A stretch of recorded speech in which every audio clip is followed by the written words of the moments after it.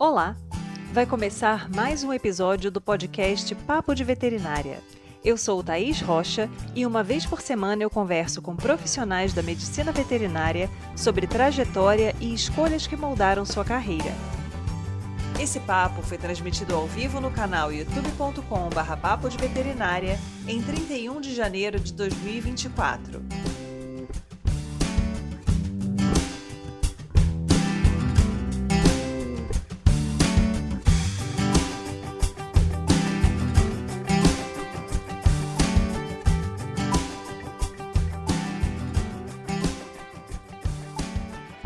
Nosso papo de hoje aborda uma área de trabalho muito interessante no Ministério da Agricultura, Pecuária e Abastecimento, o MAPA, a Vigilância Agropecuária em Aeroportos.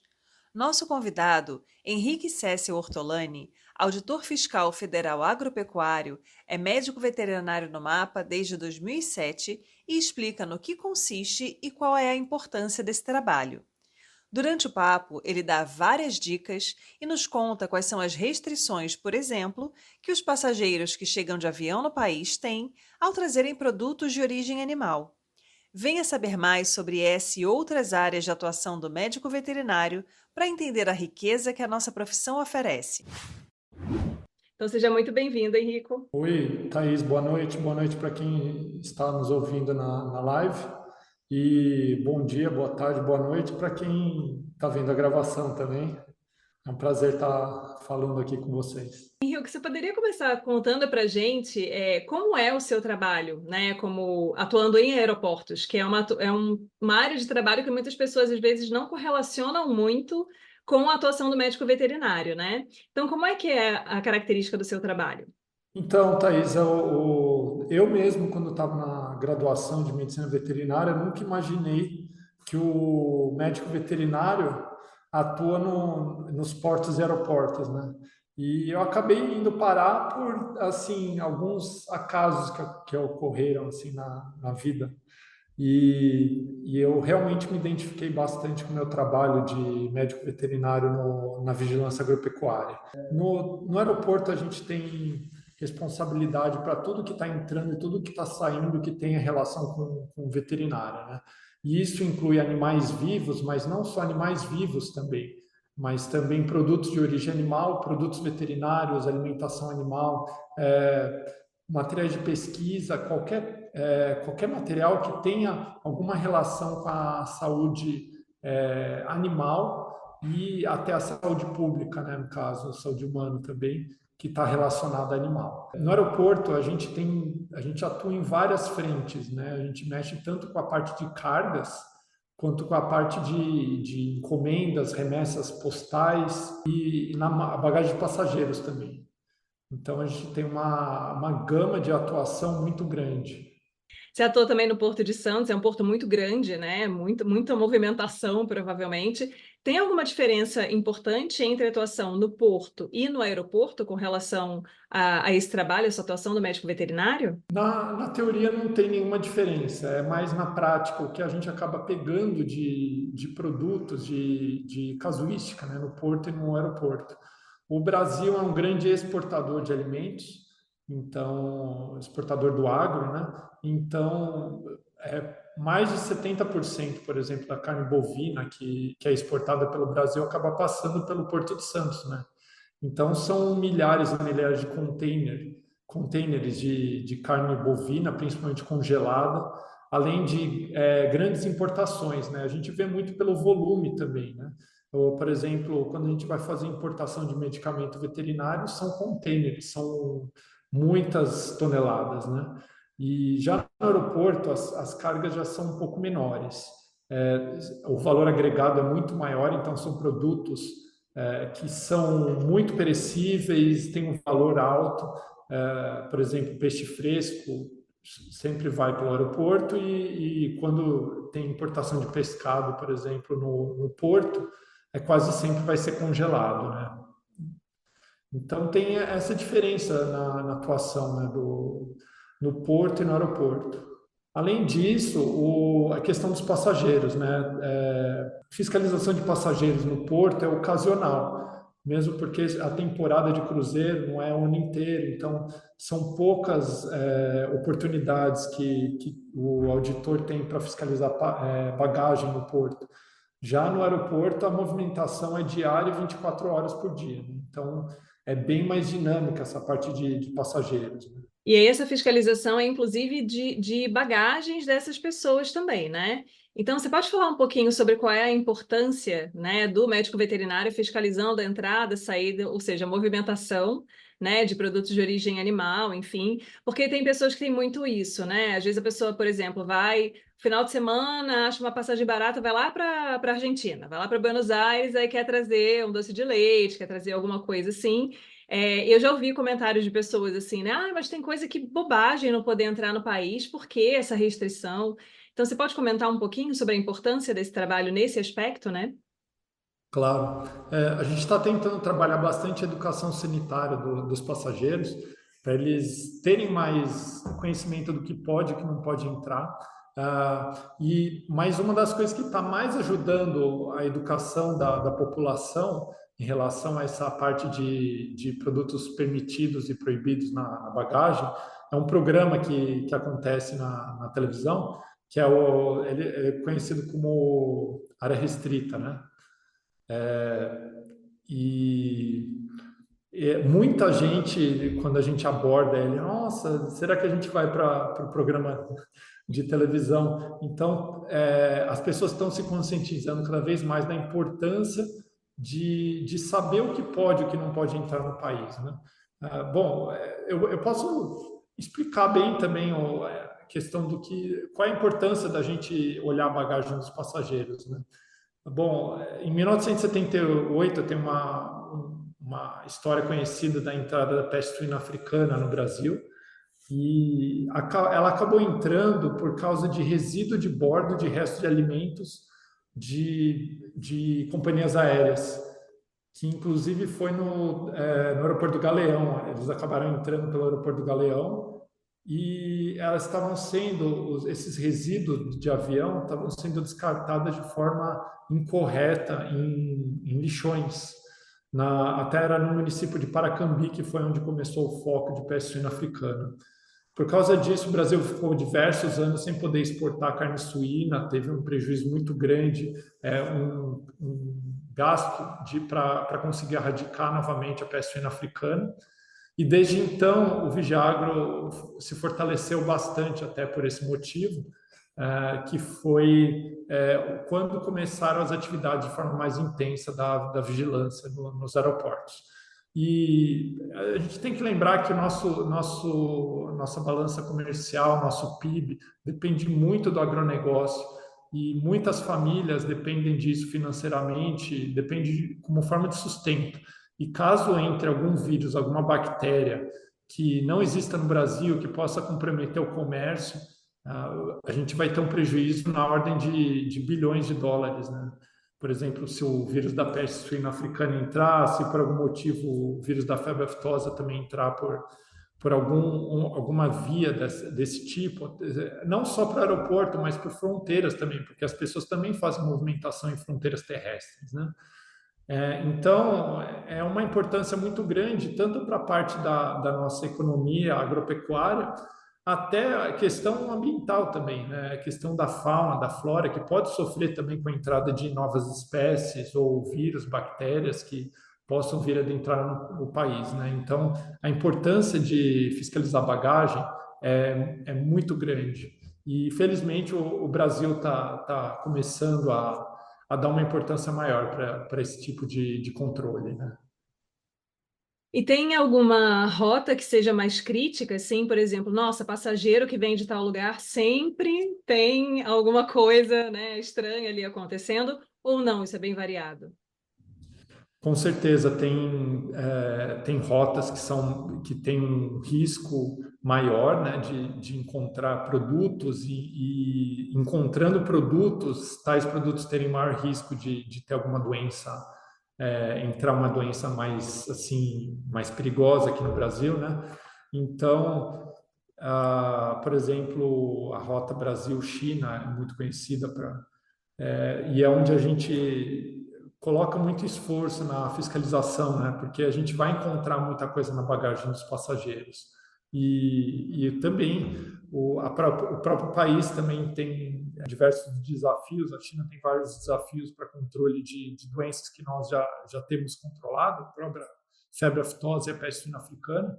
Então, por exemplo, Brasil-China, tem outros países também. A rota Brasil-Nigéria também é um pouco complicada, porque tem muito produto de origem vegetal que entra nesse voo. Brasil-Bolívia, Brasil-Portugal também, porque as pessoas gostam de trazer muitos produtos portugueses para cá.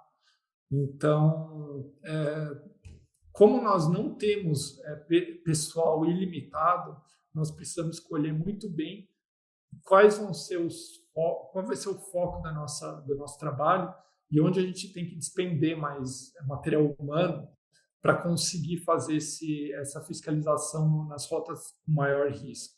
Então, a gente tem trabalhado cada vez mais com análise de risco para conseguir atuar pontualmente nas partes com maior risco. Essa questão de falta de pessoal é uma queixa bem comum, né? Eu não sei se algum dia vai haver uma equiparação entre a demanda de trabalho e o número de pessoas disponíveis, né, para fazerem essa logística, né, correr melhor. Mas, de qualquer forma, é bem interessante, assim. Acho que a gente poderia trazer um pouco, né, do que são efetivamente esses produtos que não podem entrar no país ou sair do país, né? Se você puder comentar um pouquinho para a gente, porque eu acho que nem todo mundo acompanha o programa lá, área restrita, né? Então, para a gente deixar, porque, né, eu sempre tenho alguns comentários de pessoas curiosas com a medicina veterinária que vêm assistir também. Então, se você puder comentar para a gente um pouquinho. Claro, essa tabela é bem dinâmica, né? E eu sempre sugiro antes de fazer qualquer viagem, caso tenha alguma dúvida, consulte o site do Ministério da Agricultura, a página do Vigiagro, que lá vai ter sempre a lista atualizada. Mas, de qualquer forma, assim, ela não tem alterado tão substancialmente ultimamente. Então, vamos colocar mais ou menos o que realmente pode e o que não pode no momento, né? Então, produtos que geralmente podem entrar no país são produtos que são industrializados, tá? Eles têm que estar rotulados, rotulados de acordo com a legislação do país, e no rótulo tem que estar presente a denominação do produto, a autoridade que inspecionou o produto. Então, a gente sempre vai olhar se tem, por exemplo, na União Europeia, tem um selo OVAL, que é o selo do Serviço Veterinário Oficial de queijos e outros produtos que poderiam entrar aqui no país. Então, em primeiro lugar, a embalagem tem que ser original da fábrica, não pode ser fracionado, e essa questão da rotulagem, que a gente tem que conseguir identificar os ingredientes, a origem do produto e quem fiscalizou esse produto. Mas, infelizmente, tem produtos que nem assim podem entrar, que são os produtos à base de suínos, tá? Por causa da peste suína africana. Então, de acordo com a nossa análise de risco, é um risco que a gente não está disposto a aceitar, né? Então, qualquer produto de origem suína, mesmo que devidamente inspecionado, defumado, infelizmente não pode entrar, tá? Na bagagem. A única forma que esses produtos poderiam entrar seriam via carga formal, né? Aí teria que ter um certificado sanitário, uma autorização de importação, aí existe também uma reciprocidade no registro das empresas que podem exportar para o Brasil. Então, essa forma de importação apenas por carga. E na bagagem, infelizmente, carne suína não é permitida. Assim como o mel também não é permitido em nenhuma forma de preservação. Esses são os dois produtos de origem animal que não pode de forma alguma. Produtos que são crus, por exemplo, carne crua, mesmo que também rotulado na embalagem original, também não pode, apenas carne termicamente processada. Todos os produtos enlatados são permitidos. Então, se você quiser trazer uma linguiça enlatada, é permitido.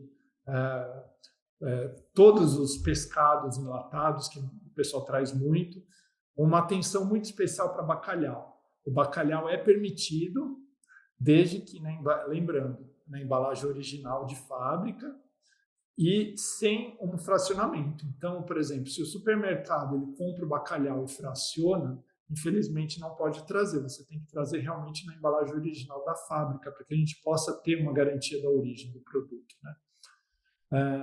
A gente também, como médico veterinário, a gente brinca no nosso serviço que a gente acaba atuando um pouco como agrovet. Por quê? Porque a gente também ajuda os engenheiros agrônomos que trabalham no aeroporto e eles têm também toda a norma deles, a legislação deles. Então, no nosso dia a dia, a gente também sabe o que pode e o que não pode trazer de produtos vegetais. E os produtos vegetais, eles também seguem regras. Então, por exemplo, frutas frescas não podem entrar, sementes não podem entrar, mudas, qualquer produto in natura vegetal, até madeira, por exemplo, in natura, não pode entrar. Agora, produtos processados, frutos secos, que tenham sido processados já, polpa de suco, tudo isso é permitido, tá? Suco é permitido, produtos vegetais em geral processados, todos são permitidos na bagagem. E fora isso, por causa de regulamentação do mercado, também não é permitido trazer produto veterinário. Tá? O produto veterinário, infelizmente, não pode trazer. Sim, a gente acaba abrindo exceção para quando o animal está viajando junto e é um produto só de uso, só para esse animal que está viajando, mas de forma geral, você não pode trazer produto de fora na bagagem.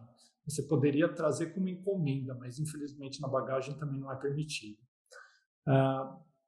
E animais vivos, os animais vivos tem que ter sempre certificado veterinário internacional. Se o animal vivo não veio com certificado veterinário internacional, infelizmente ele não poderia entrar também. Então, acho que é isso. Eu fiz um resumo de mais ou menos tudo que pode e que não pode entrar. Claro que existem outros produtos e caso tenha dúvida, pode me perguntar agora ou pode também tirar essa dúvida no site do Ministério da Agricultura. E o que foi de mais estranho que vocês já acharam em bagagem? Só de curiosidade, assim.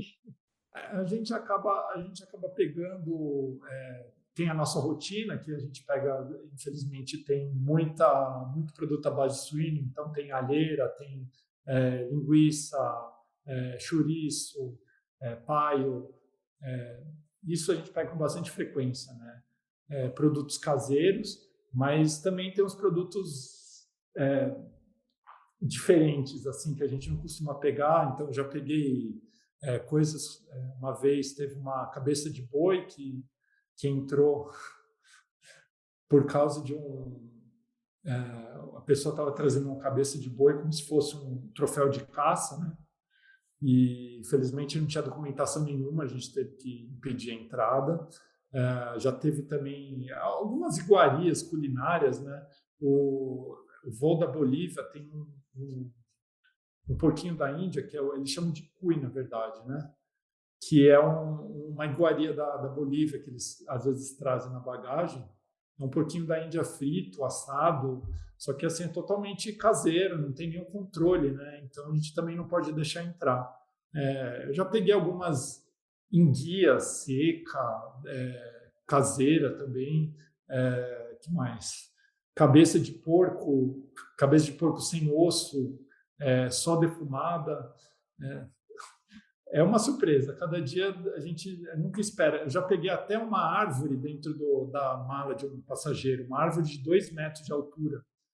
Ele conseguiu pegar uma árvore, dobrar a árvore, era uma figueira que estava já dando frutos, e a pessoa trouxe na mala, né? Gente, como você? As pessoas realmente têm habilidades, né? Diferentes. Henrique, Isso. eu tenho uma pergunta aqui. Fernanda Dornelas está perguntando se você acha que esse concurso que vai acontecer agora do MAPA vai conseguir suprir o déficit de auditores fiscais federais agropecuários veterinários que tem atualmente na instituição, né, no MAPA. Infelizmente, ele vai só enxugar um pouco o gelo, né? O nosso déficit é na ordem de 1.000, né? E ele tem menos de uma centena de vagas, né? Desculpa, deixa eu me corrigir. Ele tem 200 vagas para auditor fiscal, tá? Mas o nosso déficit é na ordem de 1.500, mais ou menos. Então, é mais ou menos um sétimo do nosso déficit, né? Então, só vai dar uma enxugada de gelo, algumas aposentadorias que acabaram de sair, que vai entrar um aqui, um ali. Por exemplo, a gente pensa 200 é bastante, mas dentro da área de auditor fiscal federal agropecuário, existem cinco carreiras diferentes, né? Que é médico veterinário, engenheiro agrônomo, zootecnista, químico e farmacêutico. Dessas 5 carreiras, então, existe uma divisão, né? O agrônomo, que vai ser a profissão que mais vai receber pessoas nesse concurso. O médico veterinário vem em segundo lugar, mas são menos de 70 vagas, né? São, acho que 60 e poucas vagas, se não me engano. Eu sei que para ampla concorrência são 40 e poucas vagas, né? Então, se a gente pegar, por exemplo, déficit de veterinários que tem no CIF, que tem no Vigiagro, que tem na parte de defesa sanitária, de saúde animal, quando a gente vai pegar esses 40 veterinários e distribuir pelo Brasil, acaba sendo assim, por exemplo, o aeroporto de Viracopos não vai receber veterinário, porque não tem pessoa suficiente para conseguir chegar em Viracopos. E de todos os profissionais, a gente vai receber um agrônomo, um auditor agrônomo. Não vai receber a gente. Então, realmente dilui tanto esse número de 200 que a gente acaba nem sentindo muita diferença, né? Lembrando que a nossa carreira já chegou a ter aproximadamente 4.000 auditores, tá? No começo dos anos 2000, a gente estava em 4.000 e hoje em dia a gente está em um pouco menos de 2.500, 2.400 e pouco. Então, é mais ou menos esse déficit que a gente tem. A gente tenta suprir essa falta, né? Mas realmente o trabalho acaba tendo que a gente acaba tendo que escolher o que a gente vai fazer melhor e o que a gente infelizmente não vai conseguir fazer atualmente, né? É uma situação bem complicada, né? A gente tem o aumento, a expansão do mercado, né? E a diminuição ali da fiscalização. Então, é uma situação meio complicada. E, Henrico, vamos voltar lá, né? Fazer uma retrospectiva da sua vida profissional. Quando você escolheu fazer medicina veterinária? Eu escolhi fazer medicina veterinária porque ela sempre esteve presente na minha vida, porque meu pai é médico veterinário também, então a gente ia desde cedo assim, para fazenda. Na época, meu pai cuidava de ovelha, né? A gente criava ovelha, e eu sempre tive muito interesse em acompanhar minha família na parte de criação de animais. E eu sempre tive interesse bastante em química, biologia, física. E quando eu decidi fazer medicina veterinária, eu não estava nem tão interessado em cuidar de animais. Eu estava, naquela época, nos anos 2000, final da década de 90, começo dos anos 2000, estava saindo muita notícia relacionada à parte de genética, engenharia genética, clonagem, e eu tinha muito interesse em trabalhar no projeto Genoma na época, né, que estava sequenciando, começando os maiores sequenciamentos, né, de genomas. E eu acho que esse foi um dos motivos. Eu queria trabalhar bastante com biologia molecular na época. E eu aliei o gosto assim que eu tinha para mexer com animais com a parte de laboratório. Acabei decidindo fazer a medicina veterinária por causa disso. E aí, durante o curso, quando foi que você começou a pensar na atuação na área que você está hoje em dia, né? Porque a gente sabe que a gente muitas vezes vai experimentando áreas, às vezes você tem contato com uma área que você super achou que ia ser a sua praia, e aí você chega lá e fala, não é bem isso que eu estava esperando. Então, como é que foi essa parte para você, dessa escolha? Eu falei que eu tinha muito interesse em biologia molecular, e logo no meu segundo ano de faculdade, eu fui correr atrás dos meus objetivos, né? Queria começar a fazer estágio com biologia molecular. eu consegui uma vaga de estágio no Instituto de Química da USP, fiquei um ano e pouquinho no laboratório de biologia molecular, mas eu senti que não era o que eu queria. Por quê? Porque eu achei que eu gosto de coisas que fogem da rotina, eu gosto de coisas diferentes. E a área de pesquisa laboratorial é um pouco assim, uma rotina, né? Você tem atividades que você vai repetindo e os resultados demoram bastante. Então, assim, é uma rotina e tem coisas muito repetitivas. E eu acabei achando que não era o que eu queria fazer para minha vida. Então, é até bom a gente experimentar e ver que não gosta para a gente conseguir mudar de área. Eu acho que todo mundo passa por isso alguma vez na vida. Então, o importante, eu acho que é muito importante você experimentar coisas diferentes, ter a mente aberta para nunca falar que isso eu não vou fazer, isso eu não gosto. E aí, com o tempo, eu fui me direcionando um pouco mais para a área de saúde preventiva e eu acabei fazendo estágio na Associação Brasileira das Indústrias Exportadoras de Carne, da ABEC, e eu me identifiquei bastante com a parte de legislação de saúde animal. E assim que eu terminei o estágio, eu fui para trabalhar no frigorífico, na garantia da qualidade. Então, eu acho que uma coisa foi levando a outra, e aí eu comecei a me identificar muito com a área de saúde preventiva, epidemiologia, saúde pública. Eu acho que foi um pouco natural, foi com o passar do tempo na faculdade, eu fui amadurecendo essa ideia, conforme vão chegando as disciplinas, você vai identificando as coisas que você tem mais afinidade e as que você tem menos afinidade. Eu até tentei, por exemplo, eu nunca achei que eu gostasse de clínica, mas eu dei uma chance, pelo menos, assim. Eu falei, vou tentar fazer um estágio. Então, fiz um estágio na clínica de grandes animais e um estágio na clínica de pequenos animais. Eu, pelo menos ter uma experiência e ver se era realmente o que eu queria fazer. Mas realmente o que eu mais assim, tive afinidade foi com a parte de saúde pública mesmo. É porque essa percepção que a gente tem antes de vivenciar a área, ela é muito abstrata, né? A gente vai muito se encantando por questões pontuais que a gente observa ali no trabalho de outras pessoas. E aí você vai, nossa, interessante, deve ser super bom trabalhar nessa área aqui. Quando você vai vivenciar, tem muito esse choque do que é uma característica importante para aquela área, por exemplo, no laboratório, um trabalho repetitivo, metódico, né? Uma coisa muito estável, digamos assim, né? Com poucas aventuras e pouca variação, versus o que é a personalidade da pessoa, assim. Então, a gente tem trazido bastante em vários papos, né?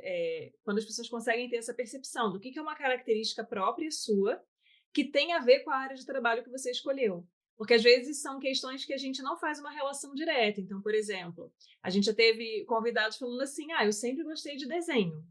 E aí a pessoa trabalha com um diagnóstico por imagem, porque para ela é mais fácil, né, pensar, né, as imagens na cabeça dela de uma maneira que é tudo muito fluido, muito fácil. Eu, por exemplo, zero habilidade de desenho, então eu vejo uma imagem, eu não consigo, né, transpor isso para uma 3 dimensões e, né, esse tipo de extrapolação, assim, para mim é um pouco mais difícil.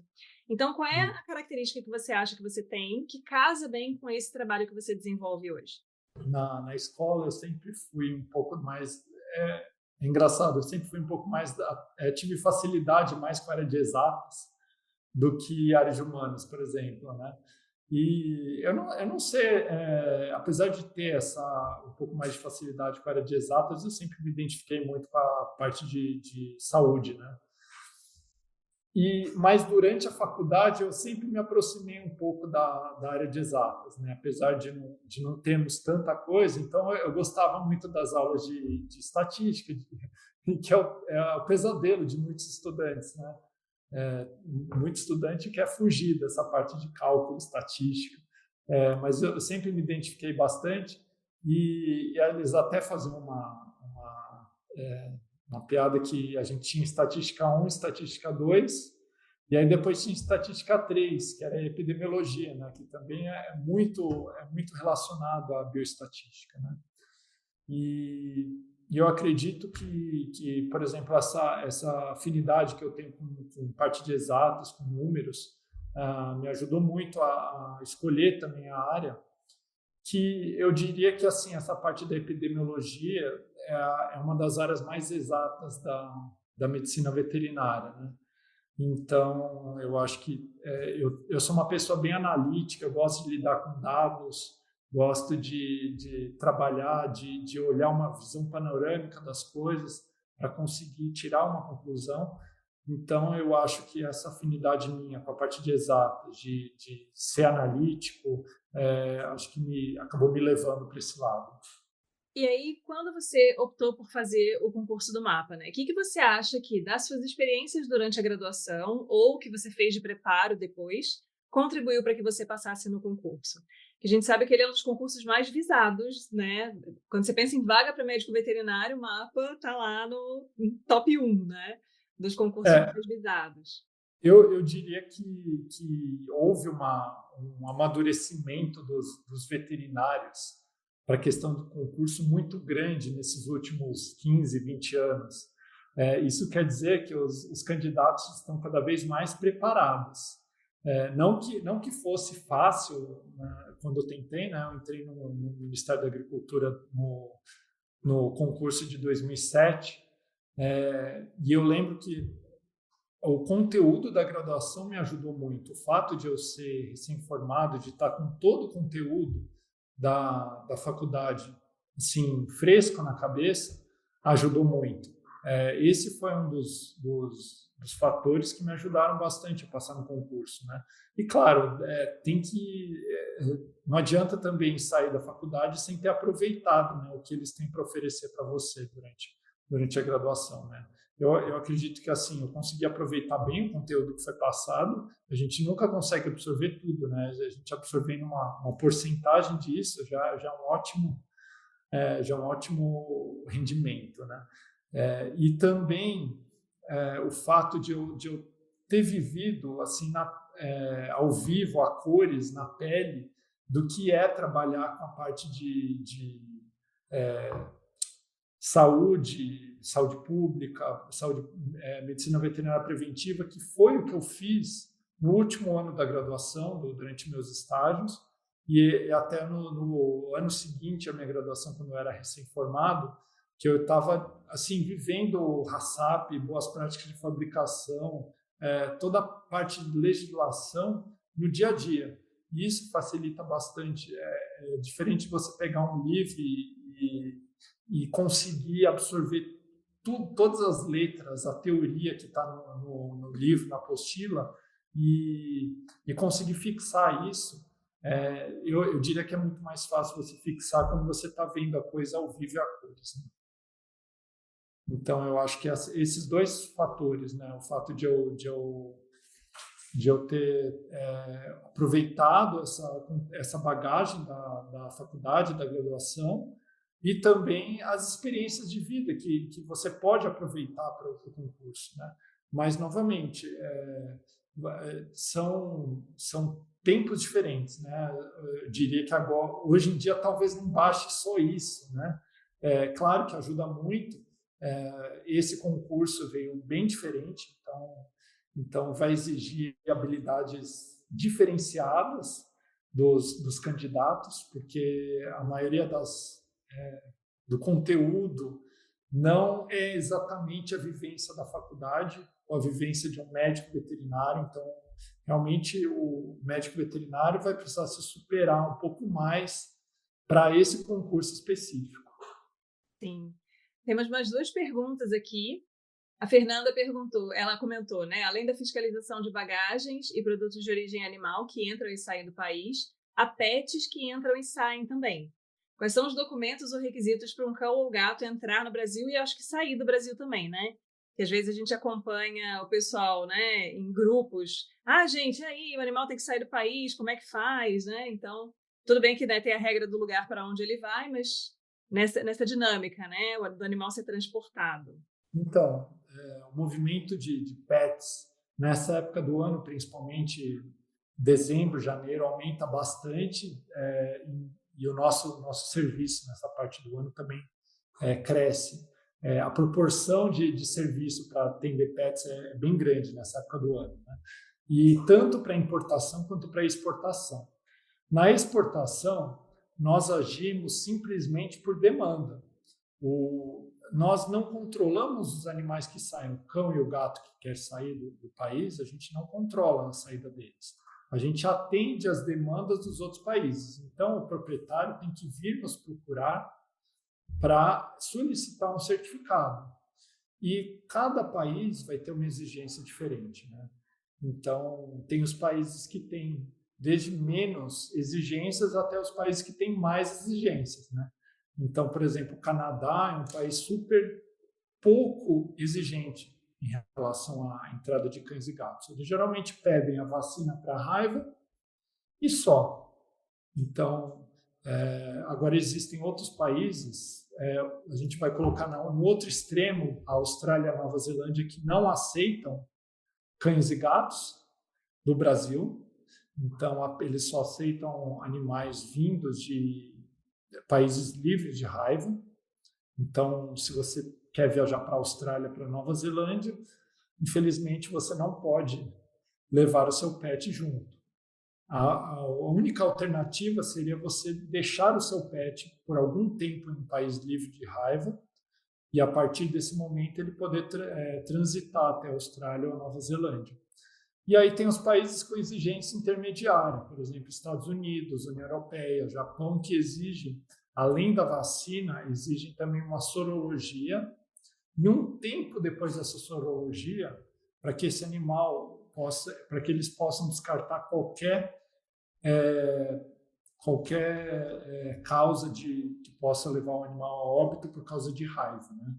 Então, a sorologia positiva seria pelo motivo do animal estar vacinado, mas poderia também ser pelo motivo do animal estar com raiva. Então, eles têm um intervalo após essa sorologia que o animal não pode viajar também.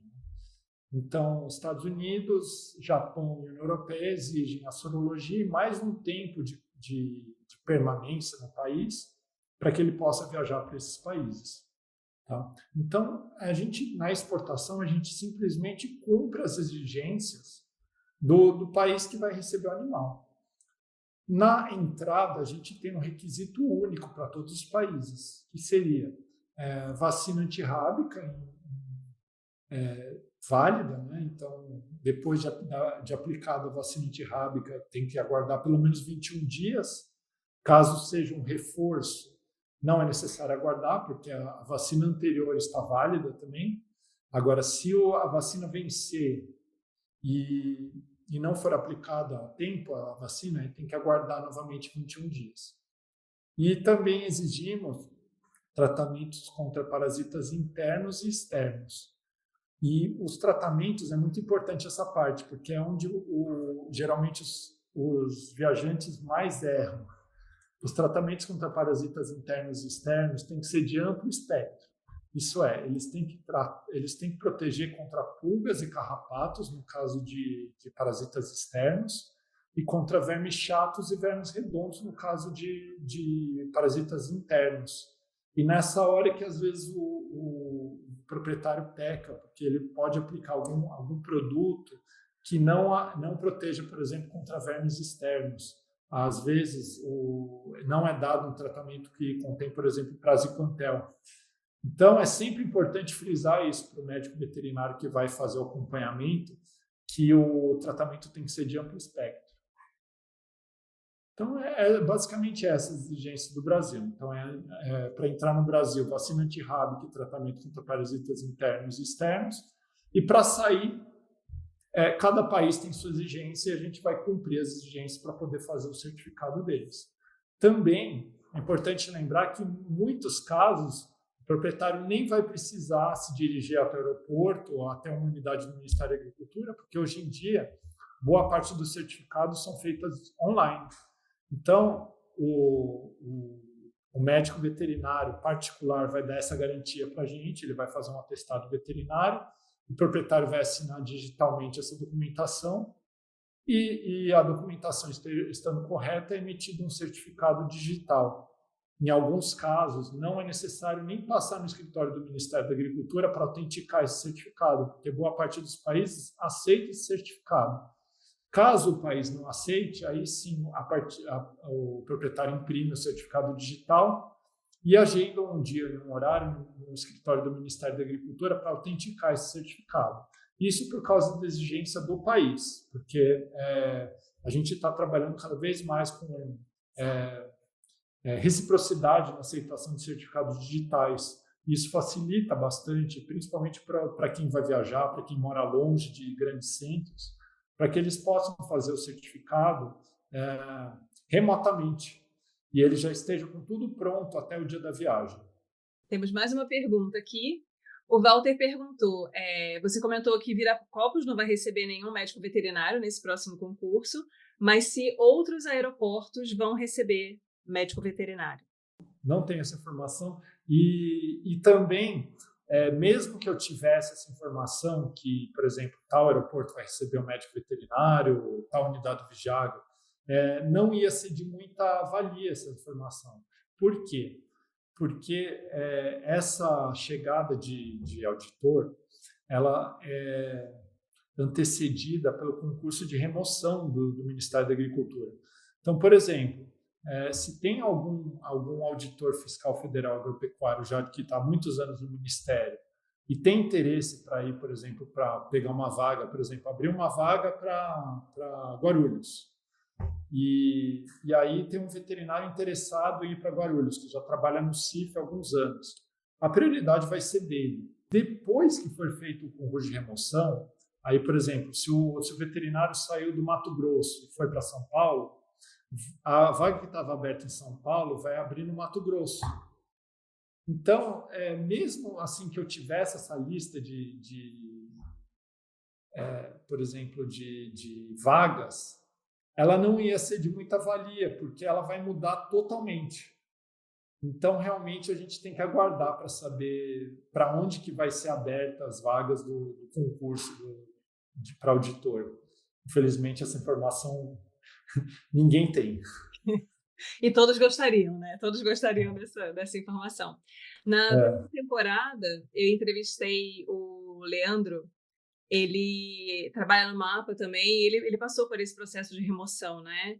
E ele até comentou que era um processo bem burocrático, assim, deu alguns entraves, e aí começou a atrapalhar a contratação do pessoal que tinha, né, entrado no concurso seguinte, porque ele tinha que remover primeiro quem já estava no ministério para depois entrarem os novos, então às vezes pode dar algum chabu nesse processo aí, né?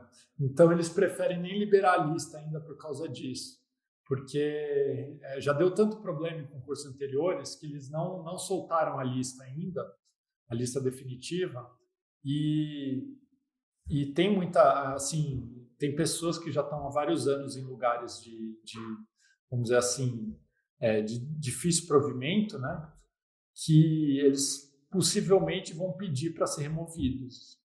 Então, temos que aguardar isso daí.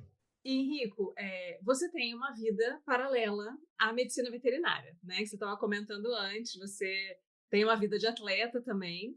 E aí eu acho bacana a gente trazer, né, essas questões relacionadas à vida pessoal, aliada à medicina veterinária, porque eu acho que em muitas situações o que acontece é que a pessoa entra no curso e ou deixa de lado, né, todas as outras atividades, porque o curso é um curso muito denso, que exige muito da gente, né, muito tempo, muito esforço, enfim.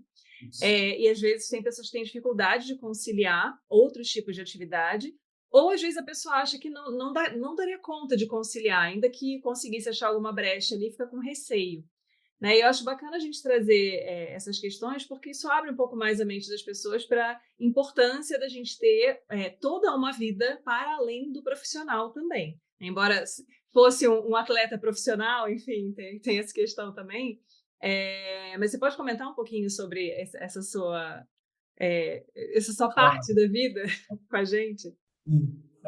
Eu sempre fui muito incentivado a praticar atividade física, até como forma de saúde, até de formação do caráter da pessoa, buscar desafios. Eu acho que toda a parte de atividade física durante os anos de desenvolvimento ajuda muito para a pessoa ter mais motivação, aprender a lidar com frustração. E isso sempre foi muito presente na minha vida, né? Até durante a graduação eu fazia parte ativamente da equipe de natação da faculdade, né? E eu tomei um gosto tão grande que eu acabei indo para ser federado de natação e, paralelamente à faculdade, né? E isso me ajudou até para a parte psicológica. Eu acho que é uma terapia, atividade física. É claro que cada pessoa vai achar uma forma de terapia para si, né? E no meu caso, a natação caiu muito bem durante os anos da graduação. E posteriormente, nos anos de 2009 até 2015, 2016, eu passei a ter uma vida bem regrada, em que eu era praticamente trabalho e esporte, né? Assim, claro, eu tinha mais tempo porque eu era solteiro, não tinha filhos. Hoje em dia é muito mais difícil isso. Eu tenho cuidado do Léo, de 4 anos, e eu e a minha esposa, a gente compartilha toda a parte de serviço de casa, né? Então, hoje em dia fica mais difícil. Mas entre 2009 e 2016 eu me dediquei bastante ao esporte.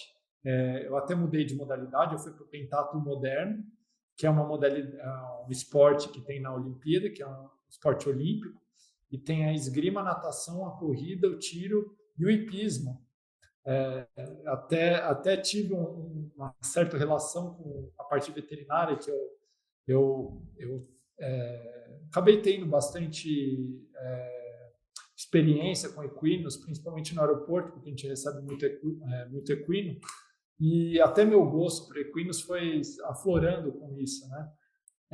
Então, eu fui me desenvolvendo no esporte durante essa época e eu consegui estar na equipe brasileira de pentatlo moderno, principalmente entre 2013 e 2016, que era a reta para a classificação para os Jogos Olímpicos do Rio. E em 2016 eu estava entre os 3 ou 4 atletas que estariam cotados para ir para os Jogos Olímpicos, mas apenas uma vaga para 2016, né? Eu cheguei em terceiro lugar na época do ranking e eu fiquei satisfeito com o meu resultado, mesmo porque eu não posso considerar que eu era profissional, porque eu nunca deixei de trabalhar, de fazer parte do quadro do Ministério da Agricultura. Então, como atleta amadora, eu fiquei bem satisfeito para pegar terceiro do ranking olímpico brasileiro. E aí, no dia dos Jogos, eu fui assistir meu adversário, claro, torcendo por ele, porque ele tinha conseguido a vaga olímpica, né? E até hoje eu tenho bastante contato com o esporte. Eu passei a admirar muito a esgrima, que faz parte do pentatlo moderno. Depois vira e mexe, eu participo de umas competições. Claro que não no mesmo nível que antes, mas só de estar assim na competição já me dá bastante motivação. A gente traz bastante no papo, assim, né? A importância de, durante a graduação, a pessoa ter atividades não relacionadas à graduação, ter algum hobby, ler livros que não sejam técnicos. Por exemplo, eu passei muitos anos só lendo livro técnico. Tipo assim, eu não achava espaço, né? Isso, minha rotina, né? Para ler outros tipos de literatura. Então, a gente acaba ficando um pouco até bitolado, né? Dentro daquele assunto Uhum. ali. E isso, às vezes, não faz muito bem para o nosso bem-estar psíquico, né?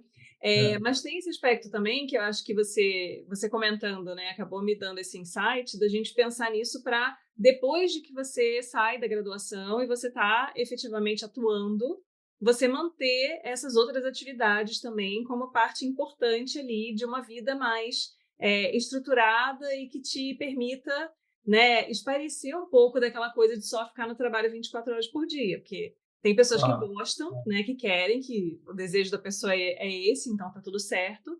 Mas para quem às vezes tem dificuldade em encontrar esses espaços, né, a importância do esporte, dessa regularidade, né, de você manter uma atividade de forma mais ou menos contínua, ajudando até a construir esse caráter, né, para te dar um pouco mais de resiliência nos momentos de desafio, né, de você entender que tem dias que não são bons, tem dias que você não vai estar afim, mas vai ter que fazer do mesmo jeito. Então, eu acho que o esporte traz um pouco disso também, né? Tem dias que você levanta e você fala assim: "Se fosse por mim, não iria treinar, porém tenho um compromisso, então vou", né. E isso É. acaba, se estendendo para outras partes, né, outras áreas da vida também. Eu acho que é importante a gente comentar, né, sobre isso. Por exemplo, hoje já tenho um tempo muito mais limitado, eu estou com mais funções no ministério também, eu sou chefe substituto do aeroporto, então já consome muito mais o dia, já fica mais difícil, né, conseguir ter o tempo que eu tinha antes, mas eu sempre procuro pelo menos umas 3 vezes por semana ter aqueles 50 minutos, é, não para a saúde também, né? É importante para a gente poder ter uma saúde melhor e também para conseguir conciliar essa parte psicológica também. Eu acho que é muito importante para quem está se preparando para concurso também ter um momento que você não tá 100% focado no estudo, né? E essa parte de você conseguir assimilar todo o conteúdo que você teve durante o dia, ou que você terá durante o dia, eu acho que a atividade física ajuda muito para a parte de rendimento nos estudos e no trabalho. Eu acho que não é um tempo que você perde, é um tempo que você ganha, é um tempo que vai te dar mais produtividade. Então, eu acho que esse é o resumo que eu queria fazer a respeito assim, você conseguir fazer uma atividade física para te ajudar no dia a dia. Sim. E fala um pouquinho pra gente da sua experiência na Nova Zelândia. Você foi fazer mestrado lá, então, assim, pensando na sua carreira dentro do mapa, tem uma, digamos assim, uma importância específica você ter uma pós-graduação para trabalhar no mapa? Isso é algo que é desejável? De repente, se você entra, né, e não tem as titulações acadêmicas, você eventualmente achar um espaço para fazer um mestrado, para fazer um doutorado. Tem alguma questão de progressão de carreira que isso é necessário ou não, né? Porque eu já não sei. E por que a Nova Zelândia? Ah, muito bem. É, então, o Ministério da Agricultura, ele varia um pouco, às vezes ele incentiva mais, às vezes incentiva menos, ele sabe que ele não pode incentivar todo mundo para fazer um período assim de pós-graduação, porque senão ele vai perder muitos funcionários, mas ele tem um concurso interno hoje em dia para pessoas que querem fazer mestrado, doutorado, querem se aprimorar nos estudos, e eu acho que isso é muito positivo. Ele está fazendo assim, controlando melhor, institucionalizando a questão da formação do profissional, né? Porque antes era muito assim, dependia muito da vontade da própria pessoa de ir atrás e correr, e às vezes conseguia uma licença e às vezes não conseguia essa licença para conseguir fazer estudos, né? Mestrado, doutorado. E hoje em dia, com esse concurso interno, quem passa um concurso interno consegue automaticamente essa licença para conseguir se preparar para estudos, né? E tanto que o Ministério, o Ministério da Agricultura, ele dá vários incentivos para quem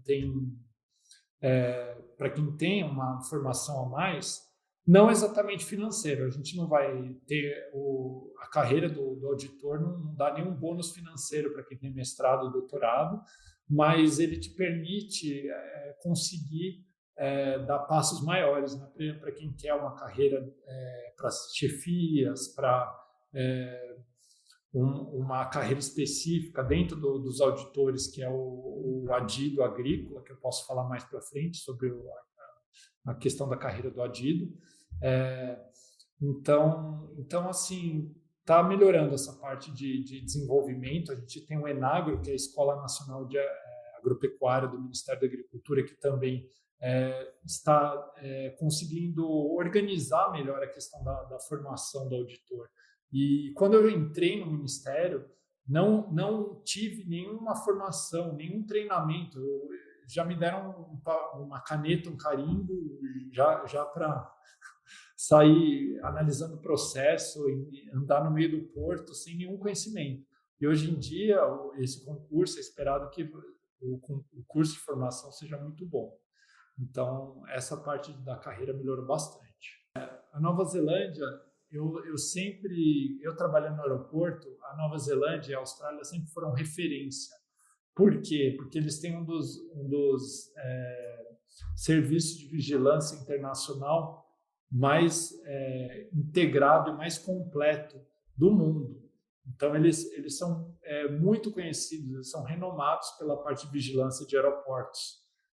Então, eu acho que esse foi o principal motivo que eu tive interesse de ir para Nova Zelândia. Eu realmente queria fazer um mestrado na parte de vigilância internacional. Infelizmente, para ter uma ideia, o meu mestrado iniciou dia 1º de fevereiro de 2020, e a gente sabe o que aconteceu nos meses posteriores, então, infelizmente, eu não consegui fazer exatamente esse tema, porque os aeroportos ficaram extremamente restritos, eu não consegui desenvolver um mestrado nessa área, mas todo mundo teve que se adaptar de alguma forma durante essa parte da pandemia, e esse foi o motivo que eu fui para Nova Zelândia, né? Eu realmente queria conhecer a parte de vigilância, a parte do MPI, né, que é o Ministry of Primary Industries, que é equivalente ao mapa do Brasil, e eles têm uma análise de risco muito desenvolvida, né? Eu queria mergulhar mais nessa parte de controle de risco deles, né? E eu acho que, em parte, eu consegui fazer muita coisa, né? Eu consegui aprender bastante nessa época. Um lembrete, para quem já tem alguns anos de trabalho na área, está no início da carreira, até 40 anos, agora em fevereiro está abrindo o processo seletivo para bolsas para Nova Zelândia. Então, é uma oportunidade. Para quem tiver interesse, basta procurar New Zealand Scholarships, que é um programa do governo da Nova Zelândia para países em desenvolvimento. E o Brasil, todo ano, ele tem sido contemplado com algumas vagas. Mas aí essa oportunidade é aberta para pessoas que estão em qualquer esfera de formação? A medicina veterinária está inclusa, são áreas estratégicas para desenvolvimento do país. Então, essa bolsa da Nova Zelândia que eu consegui, que eu participei 3 anos seguidos do processo seletivo, eu só fui aprovado no 3º ano, ela é aberta para países em desenvolvimento e eles visam assim áreas estratégicas para desenvolvimento do país. Então, por exemplo, toda a parte de agropecuária é considerada estratégica para o desenvolvimento da economia do país. Então, para quem tem poucos anos de formação, assim, tem até uns 36, 37, 38 anos, é uma grande oportunidade que eles dão. Eles pagam tudo, toda a parte de mestrado, de doutorado é paga, você não paga nada, e eles dão uma ajuda de custo. Não é suficiente, por exemplo, para você levar sua família, mas para quem vai sozinho, por exemplo, já é suficiente para você viver lá. Então, é uma boa oportunidade que vai abrir agora, em fevereiro. Maravilha. E aí, conta pra gente um pouco sobre essa questão de progressão de carreira, né? Você falou sobre a vaga de adido agrícola, né? Você tentar esse aumento do cargo, né? Essa evolução aí dentro da carreira no mapa. O que seria exatamente essa atuação, né? Para quem não está familiarizado com o termo, né? Esses termos institucionais, assim, que às vezes a gente não tem tanto contato. E qual é a importância dessa figura, né? Dentro do funcionamento do mapa? Então, a área de adjudância, ela é bem recente no Ministério da Agricultura. Ela começou há menos de 15 anos e ela tem se desenvolvido cada vez mais. Então, hoje em dia, a gente tem mais de 30 adidos representando o Brasil em outros países e a meta é chegar até 50 adidos nos próximos anos, né? Então, qual é a ideia do adido agrícola? O adido é um representante do agronegócio brasileiro em países estrangeiros. E ele tem a missão de abrir novos mercados, principalmente, e defender os produtos brasileiros, fazer pontes que possam fazer com que a gente consiga começar a vender produtos agropecuários para outros países. E diversas embaixadas no Brasil, do mundo, estratégicas. Então, a gente vai trabalhar numa embaixada brasileira em outro país. Tá? O Adido vai trabalhar numa embaixada brasileira em outro país. E os países mais estratégicos, que mais têm oportunidade de melhorar as relações comerciais. Geralmente o adido é enviado para essa embaixada, né? E é uma carreira principalmente para quem gosta da parte de relações internacionais. Aí já envolve para pessoas que têm afinidade por língua, por aprendizado de uma nova cultura, conseguem se comunicar bem em outras línguas, conseguem ter habilidades de negociação e todas essas pontos fortes são privilegiados para quem tenta a área de adido agrícola. Não é uma carreira permanente, então você é designado para uma missão de 2 a 4 anos em um determinado país, e assim que acaba essa missão, você retorna como auditor do Ministério da Agricultura, pode ser para a sua unidade de origem, ou pode ser para outro lugar, caso você tenha interesse, por exemplo. Então, é uma grande oportunidade para a carreira de auditor fiscal federal agropecuário. Para quem gosta, né, dessa parte de internacional, gosta de experiência internacional, de viver em outro país, porque também é um desafio, né? Nem tudo quando você está vivendo fora são coisas positivas. Você acaba lidando com grandes desafios, né? Com a língua, com a relação com as pessoas, entendimento entre povos. Então, assim, é um desafio muito legal. Eu tenho interesse. Eu participei já de um concurso como para adido. Infelizmente eu não passei, mas eu cheguei na última fase, que é a fase da entrevista. Então são 4 fases de seleção e eu estarei firme no próximo concurso, tentar chegar mais longe. Vamos ver se eu consigo. Então eu tenho como meta um dia ser adido agrícola também, uma embaixada. É bem interessante, né? Porque às vezes a gente não tem muita ideia de como é essa progressão de carreira dentro, né, do mapa. Né? O que você tem de possibilidade, né? A gente já conversou um pouco com outros entrevistados que trabalham no mapa, porque você passa num concurso que é supervisado muitas vezes para trabalhar numa área que talvez você não tenha nenhuma vivência, nem nenhuma afinidade propriamente. E aí existe essa mobilidade entre áreas diferentes também quando você está, principalmente em locais que tem menos pessoal, né? Tem menos pessoas ali para cobrirem certas atividades, então às vezes você tem que cobrir mais de uma base, né?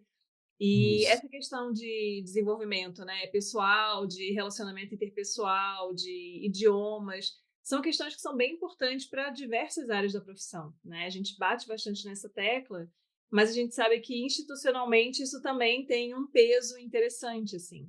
Então, às vezes, a pessoa começar a abrir um pouco mais o olhar para outras áreas de formação, de repente um MBA, né, alguma outra especialização, algo do gênero que envolva uma área que não, a princípio, a gente não relaciona diretamente com a medicina veterinária, né? Para quem deseja crescer, assim, para quem já está na carreira do Ministério da Agricultura e deseja crescer, essas áreas são fundamentais, né? Tanto a parte de ampliar os conhecimentos técnicos, mestrado, até uma especialização, MBA, ele ajuda bastante.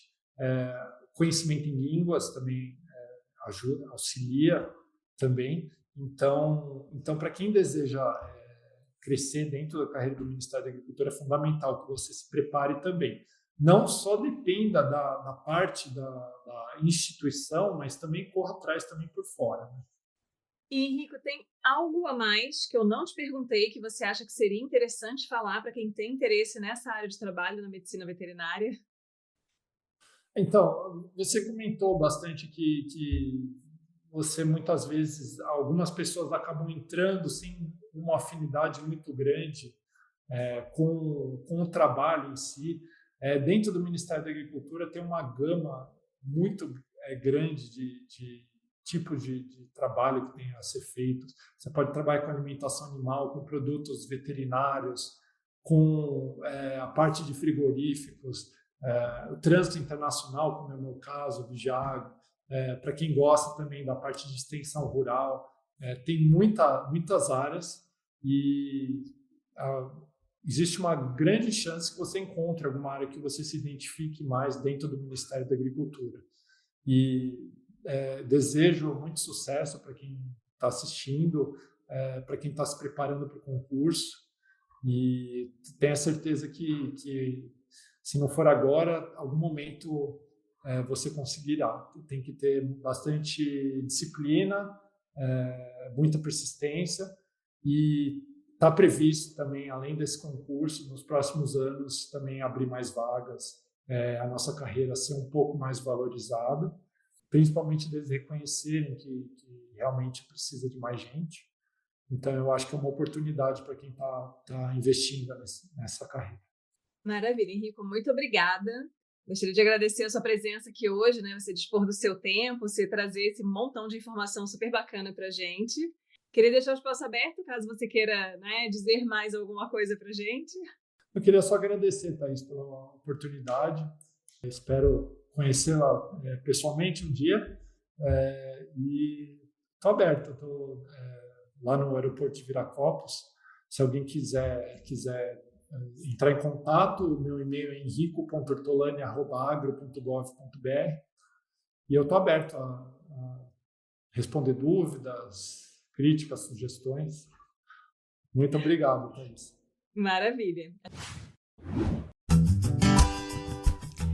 Este foi o Papo de Veterinária. Obrigada por ficar conosco até aqui. E não esqueça de compartilhar com seus colegas que também gostariam de saber mais sobre a profissão. Toda quarta-feira temos vídeos novos no youtube.com/papo de veterinária. E às segundas-feiras estarei aqui com vocês para mais um episódio. Até lá!